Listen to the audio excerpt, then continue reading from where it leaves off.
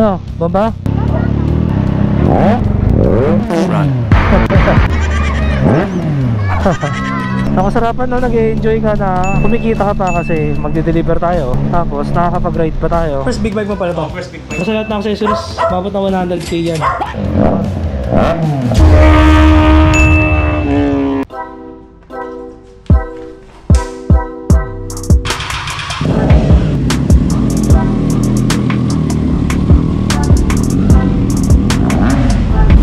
Hi mga katingin, today magde-deliver tayo ng Triumph Tiger.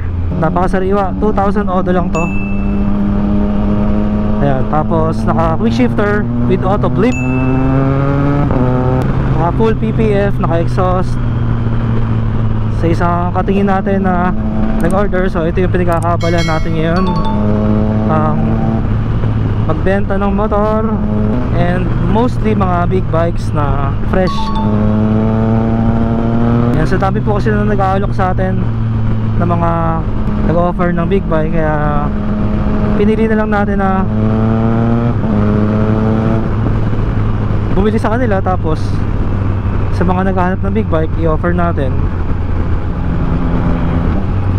Sa ganoong paraan marami tayong natutulungan ng mga katingin na magkaroon ng quality big bike. Dahil syempre sa atin kahit pa paano, diba, hindi natin hangad ang malaking income. Hangad natin makatulong sa mga katingin natin. Hangad natin makapagpasaya at makapag-provide ng quality at sariwa na big bikes. So ngayon Friday afternoon, kaya ito na yung problema natin, no? Sobra traffic. Ang gamit pa natin medyo malapad-lapad to kasi yung handlebar nya sport touring, malapad. Meron pa siyang brake lever guard, hand guard. And buti na lang yung Triumph Tiger, magaan lang siya. Tsaka hindi ganun kataas yung seat height. So naka PPF to, tapos marami accessories. Mamaya isa-isahin natin. Pagsaparan muna tayo sa matinding traffic dito sa QC. And dahil new normal, grabe na, sobrang dami ng sasakyan. Nakakamiss yung time na konti pa lang yung mga sasakyan, no? Konti pa lang yung motor. Ngayon sobrang dami, hindi ka na makahataw eh. Kaya di na maganda ngayon na sobrang tuloy na big bike, hindi mo rin magamit yung power, no?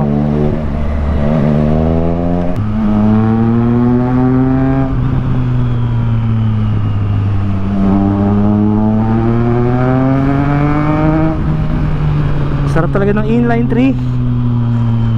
Sobrang ganda ng hatak eh.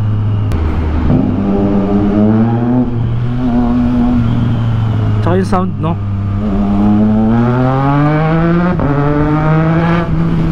And sa kasamaang palad ang delivery natin ngayon, kung saan matraffic, papunta tayo ng Fairview. So good luck sa atin. Yung kasama natin naiwanan na yata. Hala. So meron tayong kasama, para saan niya ako sasabay pa uwi. Kaya lang napasarap yung hataw natin, sorry. Sana makita niya tayo. Ayun, ay pala, hindi siya, nakita niya pa tayo. All good, all good.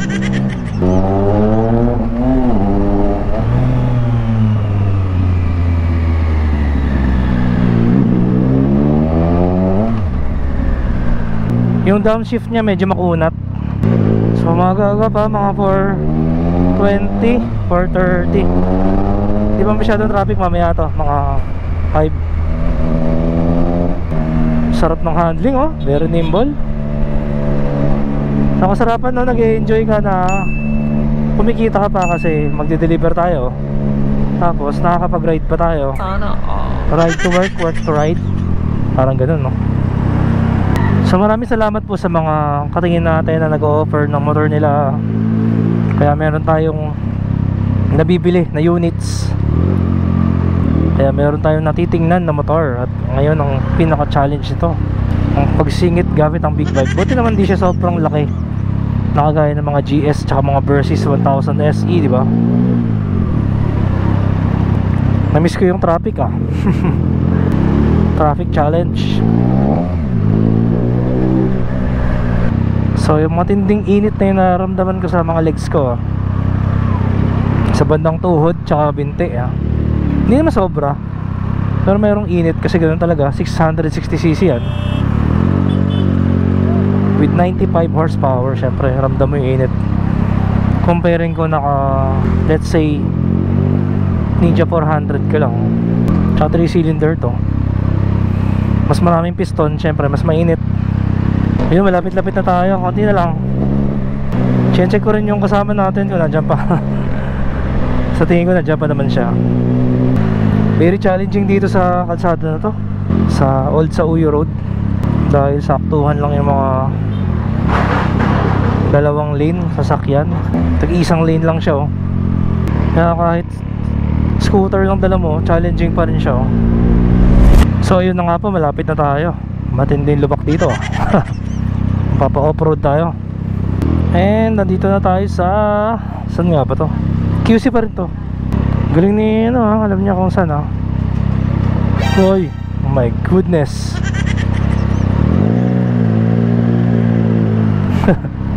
Yun.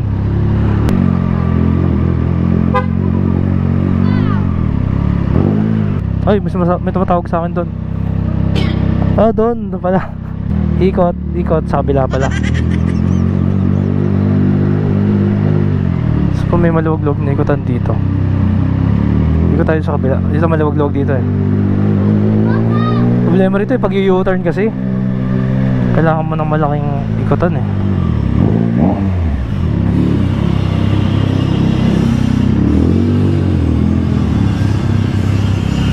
Diba? Kita mo naman.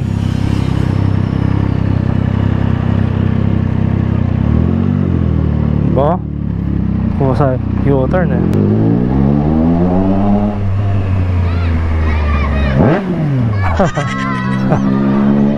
Ang kulit ng mga bata Doon pala sa kabila.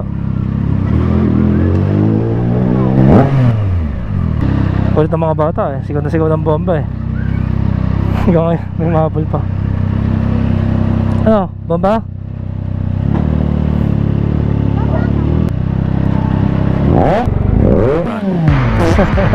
Takbo. Sabay takbo.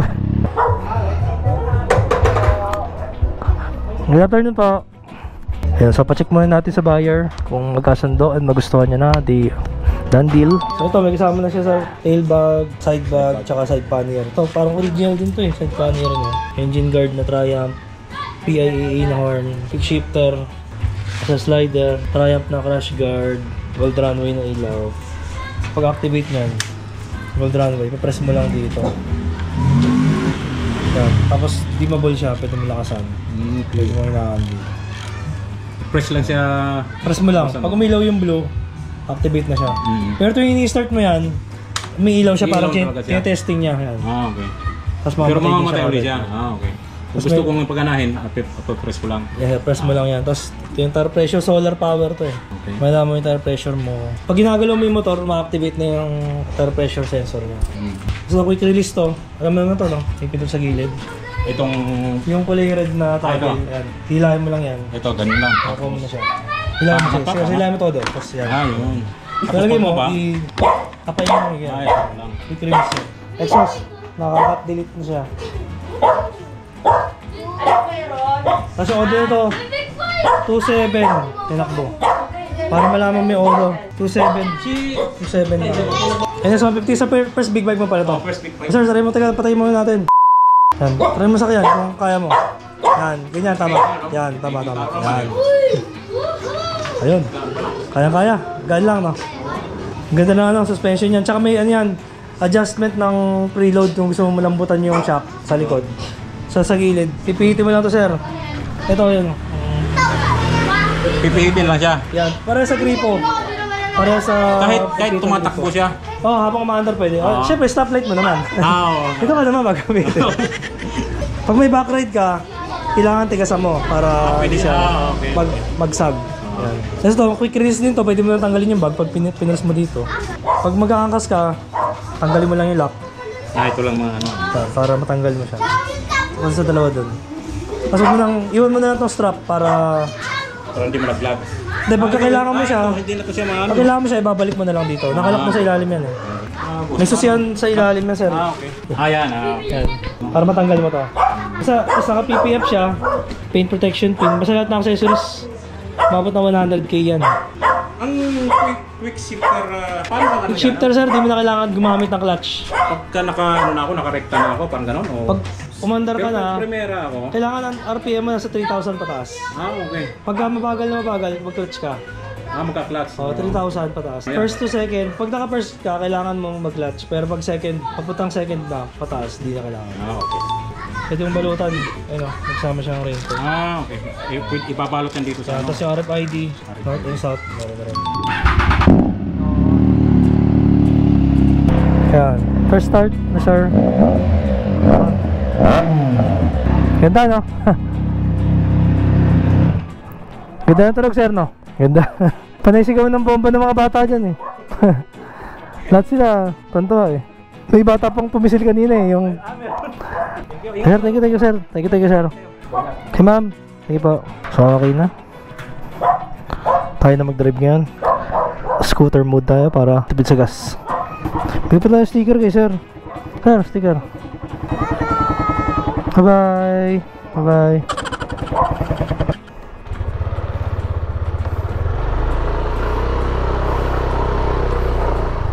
Sir.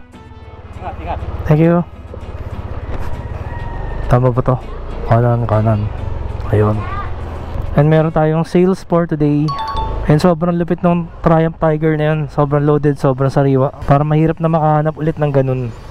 Ganung klaseng deal at ganung klaseng unit. Kaya swerte na rin ni Sir Don. Sana ingatan niya yung Triumph Tiger na yun. At ang ganda ng kulay. Metallic gray.